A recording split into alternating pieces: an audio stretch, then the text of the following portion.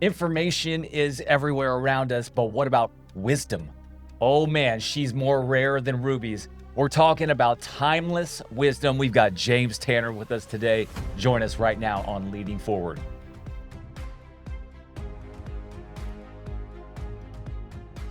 Hey, thank you for joining us today on Leading Forward. As you continue to watch, there are other people who need to hear about this, who need to be a part of it. Make sure that you hit like, subscribe, follow right now. Make sure you're following us on social media, as every week we bring you the very best of Leading Forward. All right, Jeremy, man, back for another week of leadership, looking at wisdom, looking at things that really do impact our life. It's been amazing over the last several weeks, having some great wisdom, some great knowledge, studs really in leadership and business and spiritual life with us today. Man, James Tanner, man, honored that you're with us. I'm just going to say, he said timeless wisdom, which makes you sound old. I did not say that. All right, I just want to be very clear. I didn't think about that, but we're not young. No, that's true. I will tell you the first thing that I noticed upon entering this incredible studio today is the fact that you both have these amazing iPads, this technology, and here I am with pen and paper, and that shows my age a little bit, doesn't it? I have tried multiple times going to a journal like that. I actually had a really nice leather journal that I could change the inserts, and the problem was, after I got done with one, I couldn't find the notes because I put that one on the shelf and went to something else. And so I couldn't remember where I put it. Retrieving it. And in cursive also, man. Oh, yeah. We're going. Yeah, it was an ancient form of writing that they taught us in schools. Heard of this. Many moons ago, passed down from the elders to us around a campfire. It's I can teach you. We've talked about different generational things, and I think this is one of those things that it's like hieroglyphics right there. You're going to find this stuff in a cave one day. Yeah.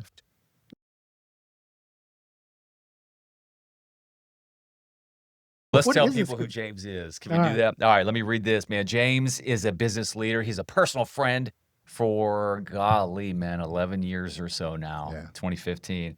Entrepreneur, speaker, and student of wisdom. His message is simple. Life isn't about achieving more. It's about becoming more. Love that. As president and partner of Calliope Enterprises, James helps lead 4 School of Rock locations across the Dallas area, developing leaders, building healthy cultures, and investing in the next generation. Come on. He's also co-founder of Fairway Conversion Group, where he equips organizations to build trust, develop people, and improve performance. That sounds right up our alley, doesn't it? Absolutely. Rooted in his Christian faith, James believes that wisdom begins with the fear of the Lord and is expressed through humility, integrity, and service. Whether speaking on leadership, business, or faith, his passion is helping people become the person God created them to be. And I can say over these past, it's over a decade, that's exactly what I've seen in who you are, James. Thanks for coming in and saying yes to this opportunity, man. You bet. Thanks for having me. I'm excited to be here. Just to reference an old ticket saying, oh man, long-time listener, first-time caller. Excited to be here. Man, we do appreciate you actually have given us different feedback over the last 35 episodes or whatever we're at now. And so it's been very helpful. Really do appreciate your friendship, your wisdom, your leadership, personal, professional, spiritual, all those things, and really are a staple in this community for a long time. And it's really been amazing to see. So tell us a little bit about your story. Yeah, honored to be here, first and foremost. Excited to have a conversation with 2 people that I truly respect. And let's have some fun. So listen, my story is really not altogether that exciting. I grew up with 2 parents that were married over 60 years. I never went to bed hungry. I grew up in church. I was involved in my community and sports. And there weren't these massive challenges or hills to climb, so I thought. But what I found personally is that really lulled me into a sense of complacency in some areas. I had religion, but I didn't have a relationship. And that manifested itself in some pretty powerful ways as I entered my early 20s, created some challenges that without God's help I wouldn't have overcome, but it made me stronger. And then by the grace of God, met an incredible young lady and became a husband and a father overnight, 2 amazing kids. And then we later had a 3rd child. And so today I'm happily married. I've got healthy kids that are walking with the Lord. and an amazing granddaughter. So Yes. listen, He did make sure to throw that in there. Yeah. Oh, you better believe I did. But here's the reality. I'm just like everybody else. And I think that's the point that I'm trying to make, is that regardless of what your story is, no matter what you've experienced, there's going to be challenges. And it's not what happens to you that defines you. It's how you respond to it. And it has been my experience that how you respond is greatly impacted by, one, your relationship with God, and two, the circle that you find yourself in. So I know we can talk about that later. Yeah. James, one of the things that I think everybody should know about you is, and if people know you, they know this. And if you were to ask somebody around this town, like, hey man, who's streetwise? And just earlier we said we're going to use this term porch wisdom, or what'd you call it? Back porch witticisms. Back porch witticisms. Yeah. Whatever you call like it. Street smarts, lessons learned, passed down. There are some lessons in life that get passed down, and you've got those kind of credos or creeds and axioms that you live by, because every time I'm around you, James, I hear a new one. And some of them make me smile, and some of them I'm like, man, that came from his daddy. Yeah. That came from his daddy. Did you pick up a lot of stuff from your dad? A ton of stuff from my dad. Yeah. It literally would sit on the back porch. And I would, especially in his later years, and once I was old enough to appreciate the wisdom that this man was passing on, we would sit, he would rock, we would watch the birds, as he would say. And then I would just look at him and say, what do you say, Pop? What do you say, Pop? And my dad started every sentence with the word well. And he'd go, James. And then he would go into it. And so I'm grateful. I'm grateful for that time. I'm grateful I'm grateful for the challenges that led to many of those conversations. And a lot of it came from Dad. And then the other thing that I will tell you too is a lot of it comes from those around you, and just being willing to listen, not just to what is said, but in between those lines. Like here's what I'm saying, because different people talk differently, right? Here's what I'm saying, but here's what I'm meaning.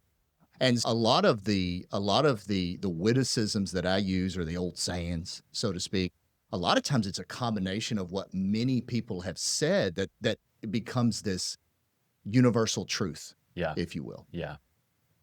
James, you're talking about these witticisms and talking about back porch conversations with your dad. You don't know this, but one of the most impactful things you've ever had in my life was the day of my dad's funeral. And I went to have breakfast by myself early and sitting at Mama's Daughters. And you came up and just shared a few things about losing your dad. And that's not for these people, but those are things for me that were incredibly impactful in my life at that moment. And that was because of your relationship with your dad. And it's one of those things that you can't know about, you just have to experience. Absolutely. And you took that experience and showed love and wisdom at the same time for someone who needed those things. And I didn't even know what I needed to hear that morning. And you walked over and was going, I really don't want to talk to you. Yeah, it's real. But God had a divine plan for that I needed to hear that. One, thank you. I'm glad that had the impact that it did. It's funny that you say, oh, I really don't want to talk to anybody. Brother, I really didn't want to come over there and share that. I probably, buttered that toast 2 or 3 times just to hope the feeling would go away. But to your point, I think sometimes if God wants to say something through somebody, he's going to do it. We've talked about it so many times on here that sometimes you just have this feeling, man, I need to reach out to someone. I need to say something. That is God's calling and direction on your life, and you need to be obedient to that. It doesn't matter if it makes sense. It doesn't matter if it even feels like, why am I doing this right now? God's working something beyond just you. Yeah, there's so much more that's going on that we're even aware of. Yeah, and so hearing you talk about your dad's witticism and the impact that you had on me in that moment that I had lost my dad and all those things, do you feel like there's times that you say something and you go, oh, that was my dad? Oh, it happened to me the other day. I said something to Leslie, and I just kind of stopped, and she goes, yeah, that sounded like your dad. That's what you thought it, yeah. Yeah, like at the same time, like, I didn't know if she caught it, but I caught it. And I was like, I've never said that phrase, but that's a phrase my dad says. And so some of that wisdom, you have that same feeling? It literally happened last week at a convenience store. I won't go into to the situation, but there was a young man there, and we had a brief conversation, and I ended it with son. Oh boy. Yeah, that's TL Santana right there. Yeah. And so, yeah, I can completely empathize with what you're saying. Like, I don't even know where it came Some from. people right? are like, how could you ever say son? I don't know if you had ever used it before Never. to a non-biological son. Correct. I did it in the parking lot at the church to a staff member. But I asked permission first. I said, hey, I feel like there's enough separation and I'm about to son you. And they're like, okay. And I did. I laid it on them, man. Yeah. It feels so good. It just feels. Yeah. But I think that's part of It's leadership. refreshing. It's part of wisdom. It's part of maturity. It's Yeah, part of God's You're divine sharing. call for men to be able to share these experiences. And I think that's what wisdom really is. I think you even had some definitions of what you use for wisdom. And I think that's part of it, right? Is sharing these experiences, passing it to the next generation, not just to your biological son, but to those who God's put around you. Yeah. And I think, too, one, we live in a world now that we have no shortage of knowledge, no shortage of data. I can't remember if it was a video or something that I read. That's how much knowledge we have. We can't even remember now where we get the Right, we knowledge. got it. But it was a stat that was talking about the knowledge available to the human race. And in the 1800s, it took approximately 100 years for the knowledge available to people to double. In the 1900s, that changed to about 50 years, okay? Because I was born back in the 1900s, right? Don't say stuff like that. Today, knowledge available to people is doubling. I think it was every 2.5 to 3 months. And oh, by the way, it's not getting any slower. And so I think one of the things that we have to do, especially when we're defining what is wisdom, is I think it's much easier to look at that through the prism of what isn't wisdom. The first thing that we established is that wisdom isn't knowledge. Wisdom isn't knowledge. One of my favorite sayings is that knowledge is knowing that a tomato is a fruit. Wisdom is knowing, don't put it in the fruit salad. And so my takeaway from that is, okay, so there's knowledge, but then the application of that knowledge. Right. How do we actually use that in our life to benefit ourselves, to benefit others, and to glorify God? That is true wisdom. James, do you feel like there's a tie in your life? Has there been a tie between wisdom and obedience? Absolutely. Yeah. Absolutely. I'll go back to the teen years or the early 20s. I grew up learning what was right, whether that be theologically, whether that be morally, but the obedience required. It's easy when it's easy, but if it's easy, it's not really obedience. It's when that knowledge is something that maybe that you don't want to do. You know you should. Yeah. Obedience wasn't my strong suit. Let me tell you that like that.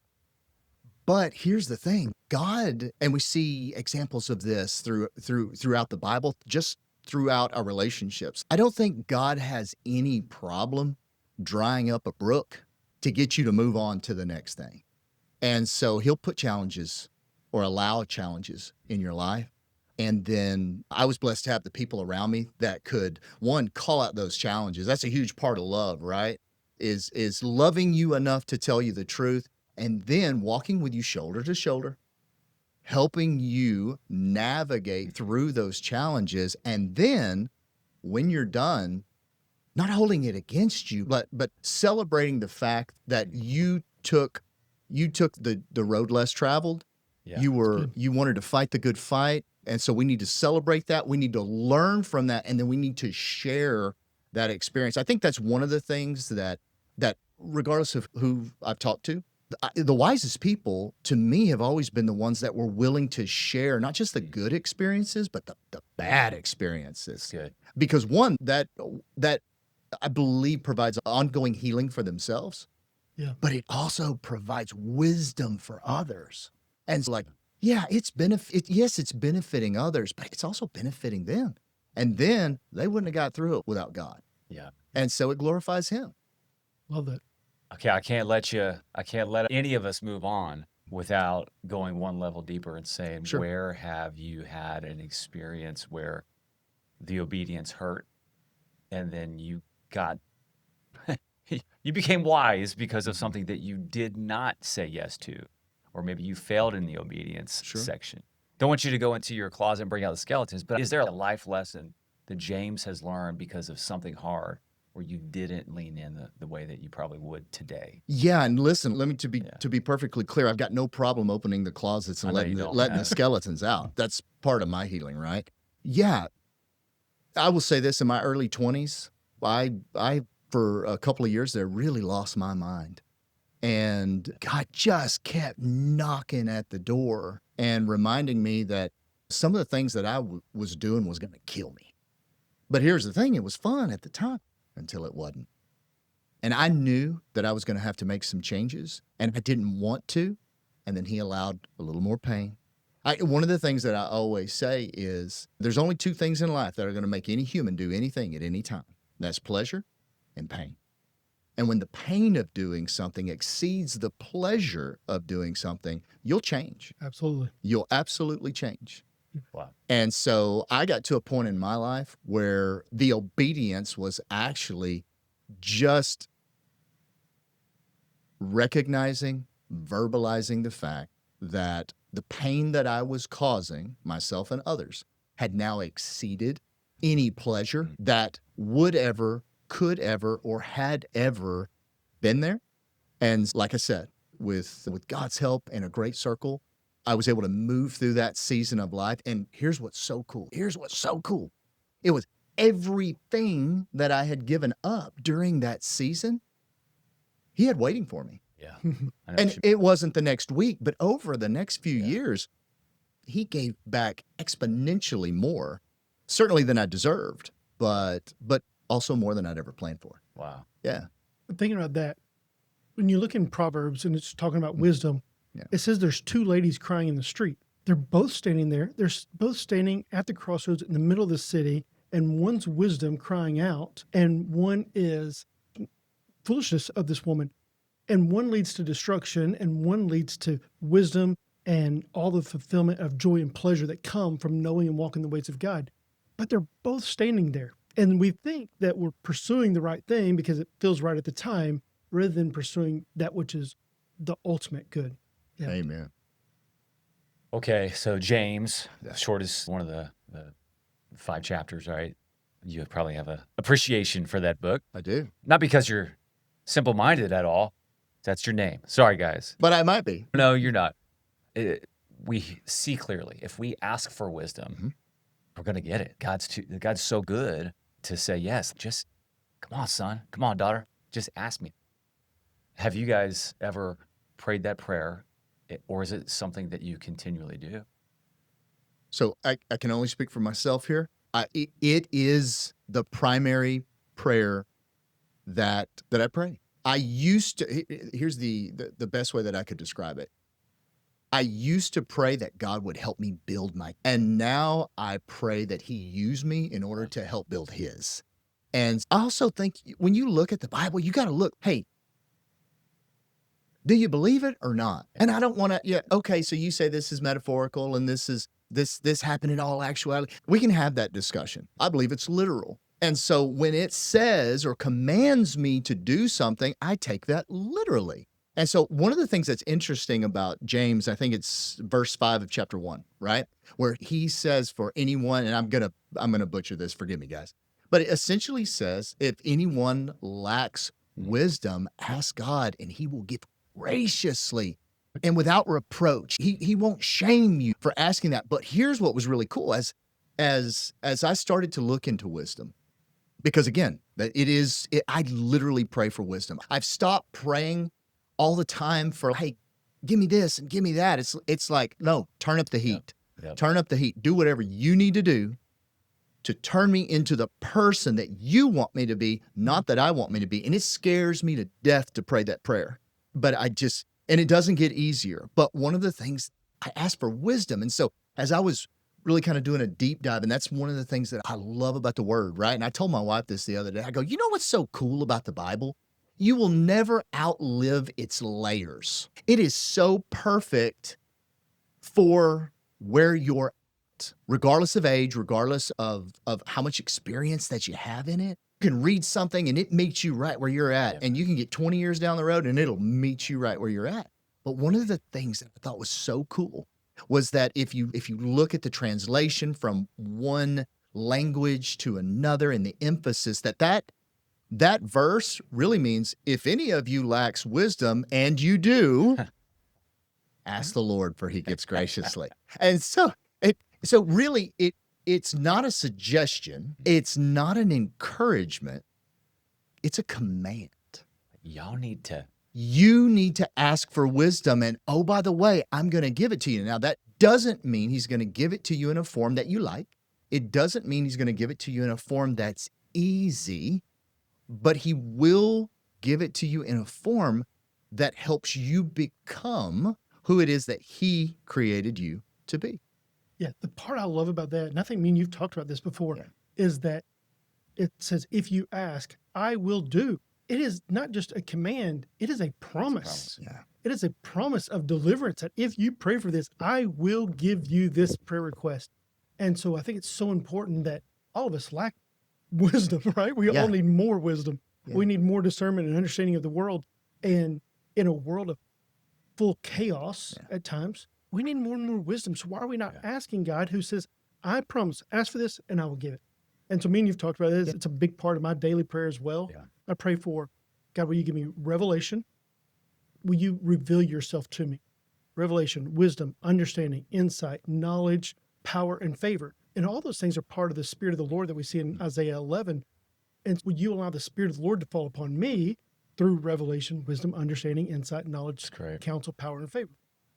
And so do you seek it? Do you desire it? Yeah. And if you don't even ask for it, how much are you actually seeking it? Right. And so Proverbs tells us to seek after it with all that we have, but we don't even ask. Yeah. In fact, that would be my greatest challenge to anybody that is either watching or listening to this podcast. If there was one takeaway, would be like, pray for it. Pray for it. Every day. You're being commanded to do it, and you're being given the promise that you will receive it. If I were to go to either one of you and say, hey, have I got a deal for you?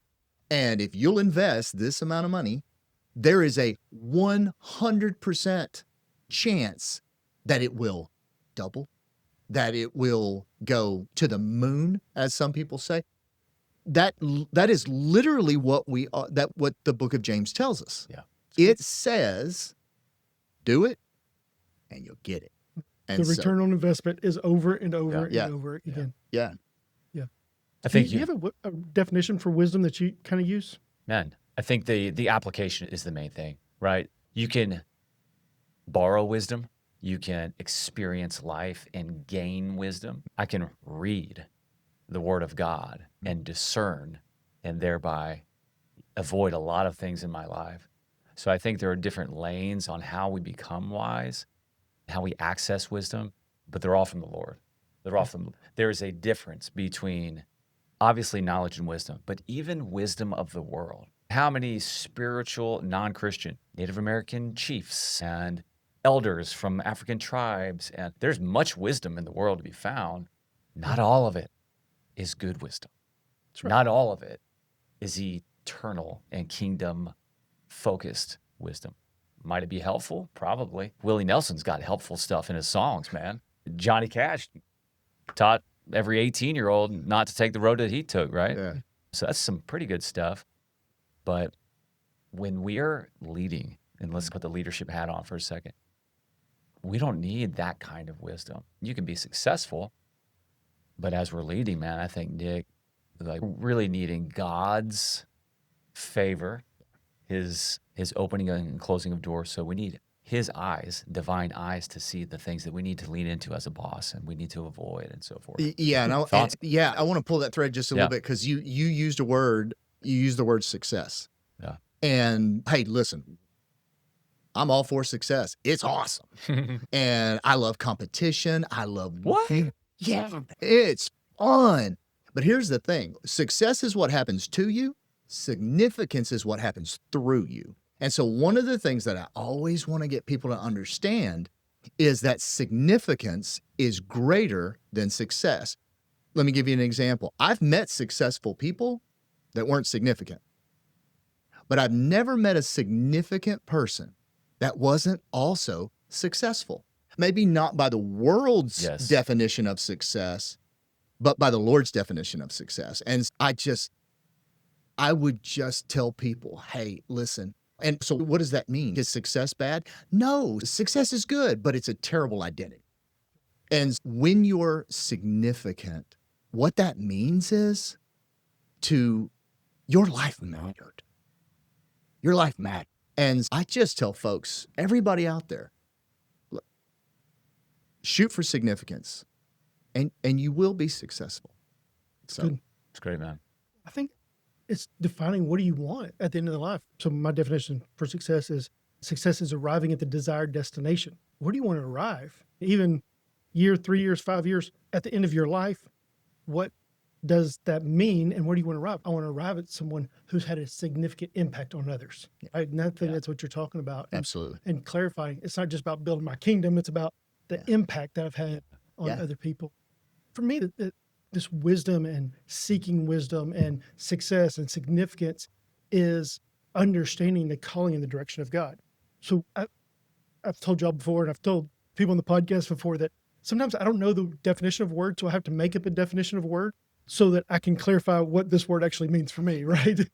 And I don't know if that's the right way to go about it, but it works. So for me, wisdom is the discernment and application of the revelation of God. So do I discern it? Do I look at it through spiritual lens, not just worldly lens, right?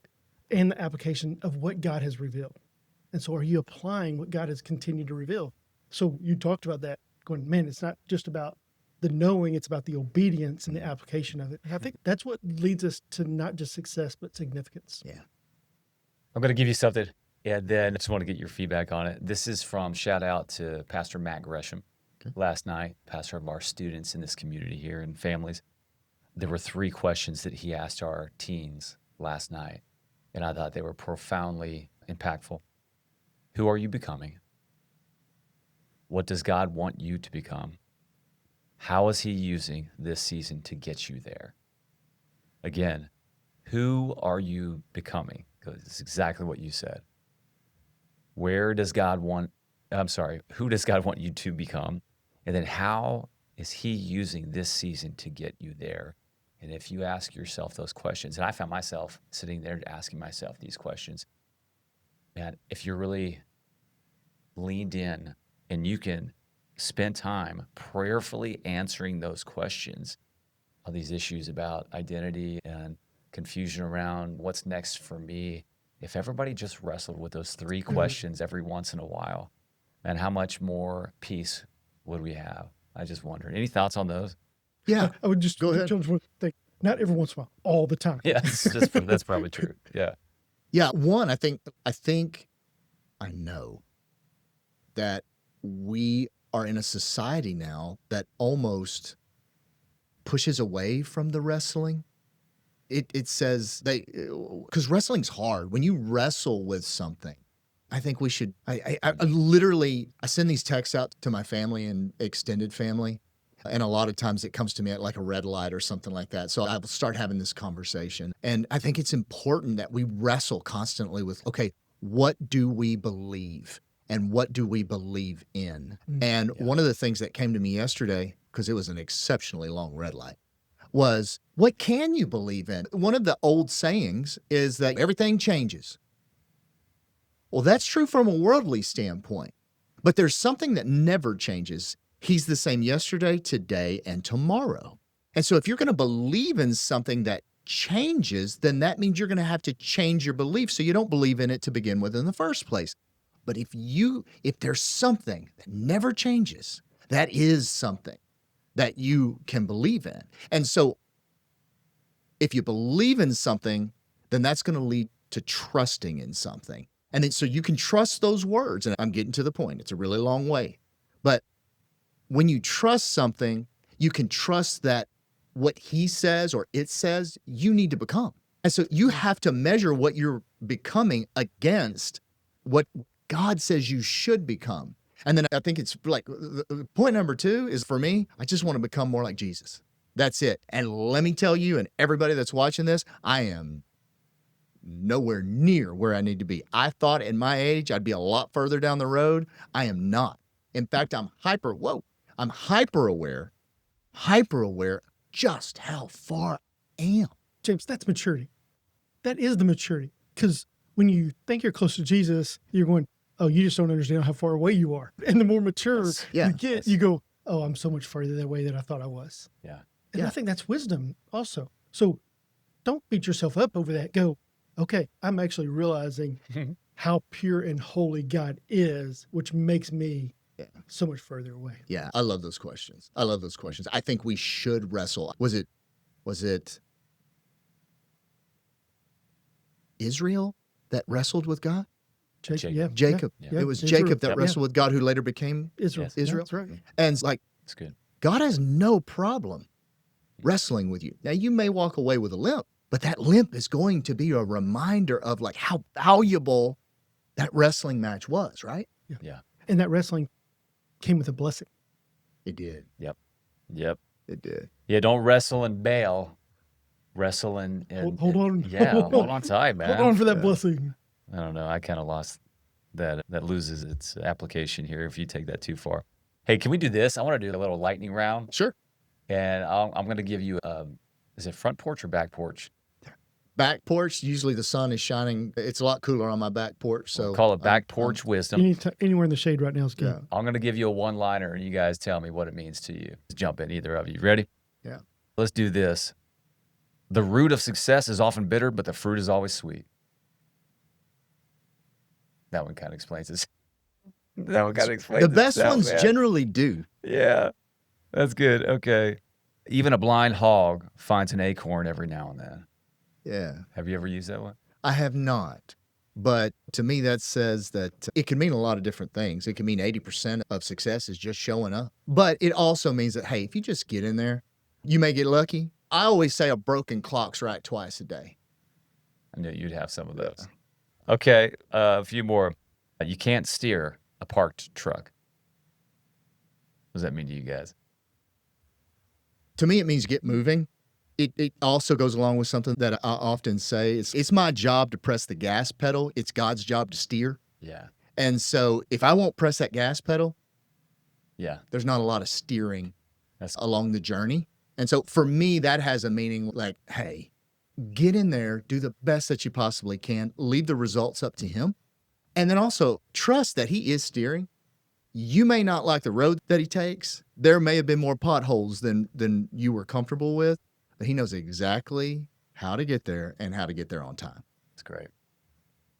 Yeah. Success never comes without starting.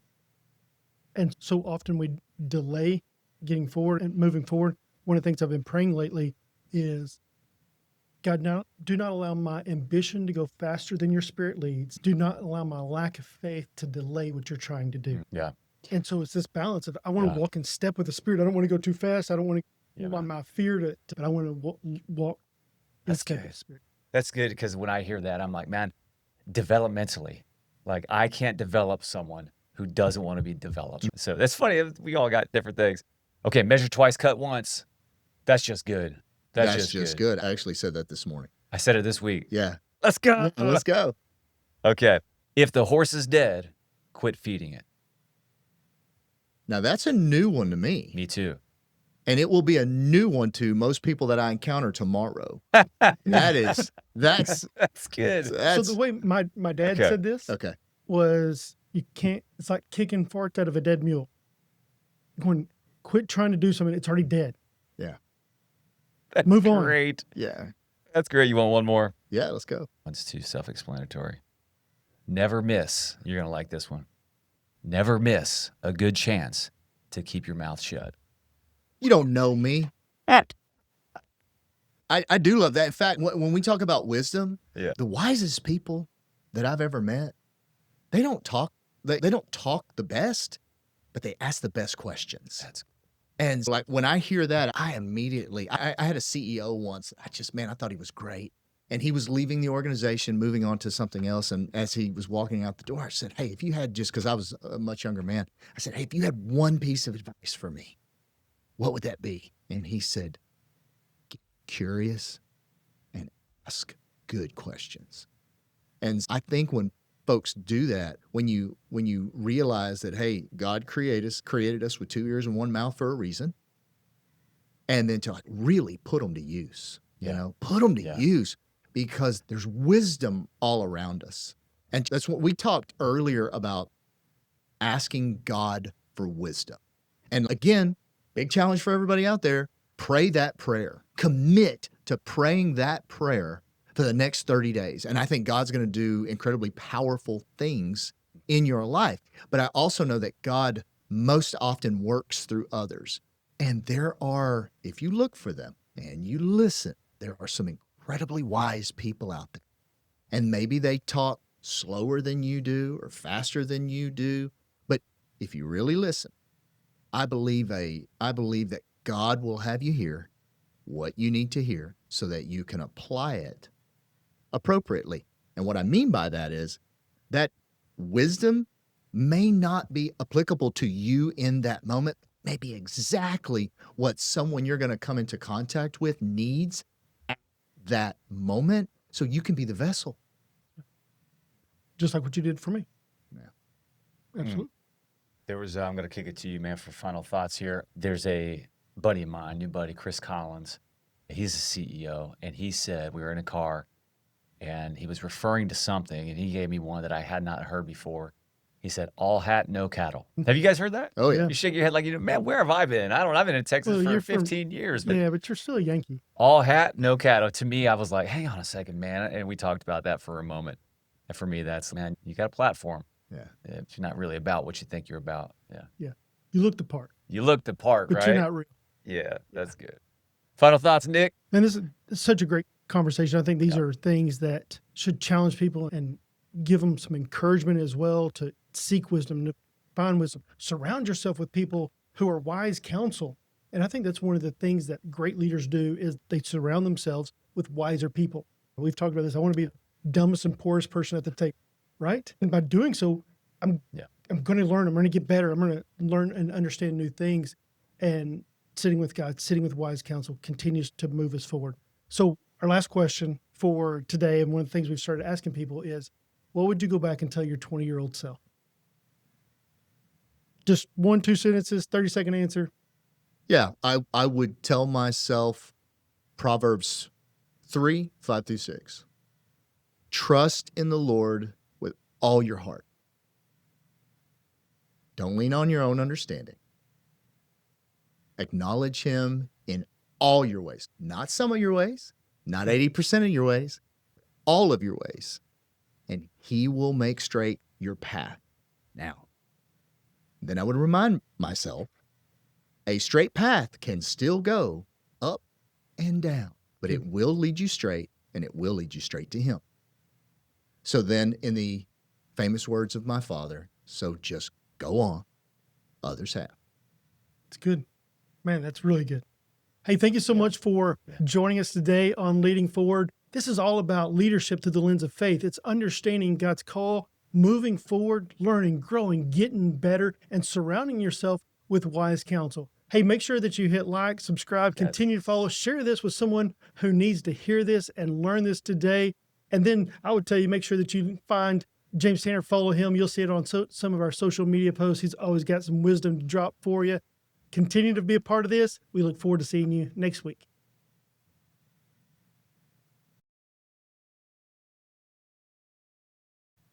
When you're being lazy, my dad would say it's like kicking farts out of a dead mule. And then I'd rather hear a fat woman fart than a grown man whine. Oh, hang on. That's good. Oh, that's good.